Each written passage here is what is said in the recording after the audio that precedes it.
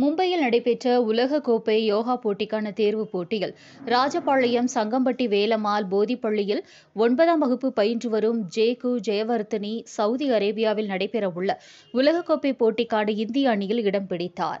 Switzerland நாட்டை தலைமையிடமாக international yoga sports federation எனும் அமைப்பு ஒவ்வொரு ஆண்டும் உலகக்கோப்பை யோகா போட்டிக்கான வீரர் வீராங்கனைகளை தேர்வு செய்வதற்கான போட்டிகளை நடத்தி வருகின்றனர். அதன்படி மும்பையில் நடைபெற்ற தேர்வுப் போட்டியில் கர்நாடகா, ஆந்திரா, தெலுங்கானா, மகாராஷ்டிரா, பாண்டிச்சேரி என்று பல்வேறு மாநிலங்களிலிருந்தும் மாணவ மாணவிகள் கலந்து கொண்டனர். இதில் ராஜபாளையம் சங்கம்பட்டி வேலம்மாள் போதிப்பள்ளியில் 9ஆம் வகுப்பு பயின்று வரும் ஸ்ரீவில்லிபுத்தூர் கம்மாப்பட்டியைச் சேர்ந்த மாணவி ஜேகு ஜெயவர்த்தினி தமிழ்நாடு அணியின் சார்பாக கலந்து கொண்டார். இந்நிலையில் கடினமான போட்டிகளிடையே இறுதிப் போட்டிக்கு 6 பேர் தேர்வு செய்யப்பட்டனர். இதில் ஒருவரான ஜெயவர்த்தினி தொடர்ந்து தனது அசத்தலான திறமையால் வெள்ளிப்பதக்கம் வென்று அனைவரின் கவனத்தையும் ஈர்த்தார்.